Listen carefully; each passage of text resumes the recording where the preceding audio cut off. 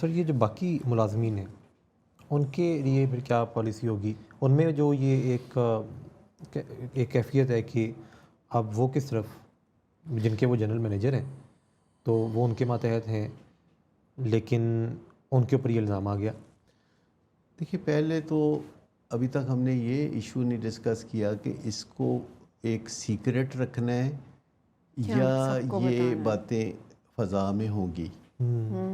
تو اس میں یہ بات طے ہے کہ جب آپ ان پالیسیز پر چلتے ہیں تو پھر آپ سیکریسی، کانفیڈینشیلٹی، پرائیویسی، انونیمٹی، ان چیزوں کا سہارا نہیں لیتے. یہ غلط آدمیوں کے سہارے ہوتے ہیں. تو آپ چیز کو چونکہ فضا میں رکھتے ہیں جی تو سبھی کے علم میں ہوتا ہے کہ آپ ایک فیئر ٹرائل کر رہے ہیں، آپ ایک فیئر پالیسی پہ چل رہے ہیں. آپ کسی بندے کو کمزور کر کے صفائی کا موقع نہیں دے رہے. جی آپ اسے طاقت میں رکھ کے صفائی کا موقع دے رہے ہیں. یہ ایک جو بلو آئیڈ بوائز ہوتے ہیں ان کے لیے یہ خاص ہے. ہوتا ہے نا ہر ایک کا ایک نیلی آنکھوں والا بچہ، اور وہ نیلی آنکھوں والا بچہ اگر ایسی حرکت کرتا ہے تو پھر آپ کو یاد رکھنا چاہیے نا کہ وہ نیلی آنکھوں والا بچہ ہے. تو اس کو آپ موقع دیتے ہیں کہ وہ اپنی طاقت کے ساتھ اپنے آپ کو کلیئر کرے.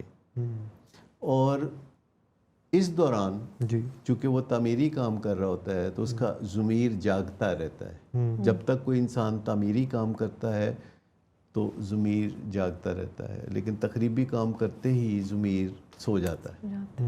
تو اس کی پھر ضرورت بھی کوئی نہیں ہوتی، وہ ریڈنڈنٹ ہوتا ہے، بلکہ چھٹیوں پہ چلا جاتا ہے. تو پھر آپ اس کو جب ایک تعمیری کام کے اندر رکھتے ہیں تو اس کے اندر ضمیر جاگتا رہتا ہے اور وہ اس کو کہتا ہے کہ بہتر ہے کہ تم کنفیس کر لو. جب وہ کنفیس کرنے کے بارے میں سوچتا ہے تو اسے معافی کی امید نظر آتی ہے، لیکن اس کی ایک قیمت بھی نظر آتی ہے کہ مجھے تلافی کرنی پڑے گی، زر تلافی، کہ جو میں نے ناجائز فائدہ اٹھایا تھا اس کو انڈو کرنا پڑے گا. اس کے لیے حوصلہ چاہیے، اور یہ حوصلہ پیدا کیے بغیر بات چیت آگے نہیں بڑھے گی.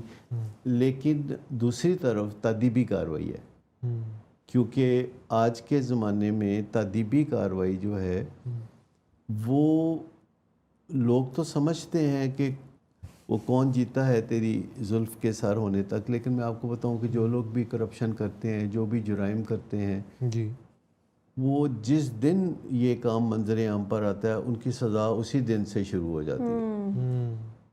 لوگ جو ہیں یہ دباؤ نہیں سہ سکتے جو معاشرے کا دباؤ ہے.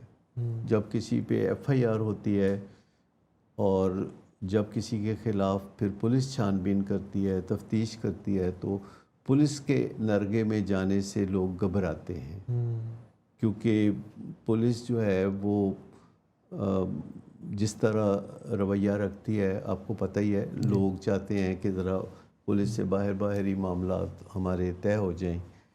تو چوائس ہمارے سب کے پاس ہوتی ہے کہ ہم نے کس موقع پہ کیا کرنا ہے. لیکن صبر ایک ایسی چیز ہے جس کی چوائس کسی کے پاس ہوتی. حالانکہ صبر کا پھل میٹھا ہوتا ہے، اللہ صبر کرنے والوں کے ساتھ ہوتا ہے، یہ ساری باتیں ہم کرتے رہتے ہیں.